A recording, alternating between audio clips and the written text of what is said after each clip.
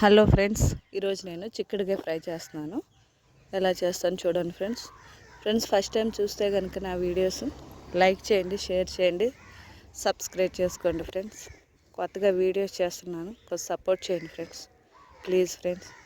చూడండి, గోరు చిక్కుళ్ళు కొంచెం పెద్ద ముక్కలుగా కట్ చేసుకుని హాఫ్ బాయిల్ చేసుకోవాలి. ఉడికిపెట్టి పక్కన పెట్టినాక ఉల్లిపాయ, కరివేపాకు, పచ్చిమిర్చి, తాలింపులు, అల్లం పేస్ట్ బాగా వేగినాక ఈ ముక్కలు తీసేసి చక్కగా వాటర్ అంతా పోయి నూనె బయటకు వచ్చే వరకు వేపుకోవాలి ఫ్రెండ్స్.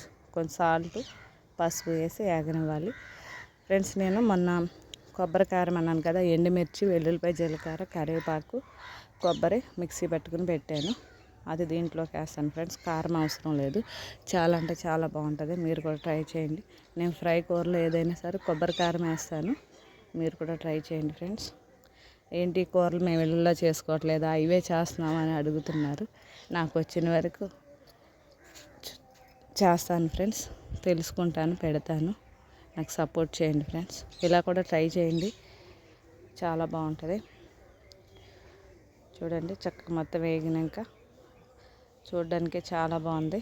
వేడి వేడి అన్నంలో చక్కగా వేసుకు తింటారు. చూడండి ఫ్రెండ్స్, చాలా అంటే చాలా బాగుంది.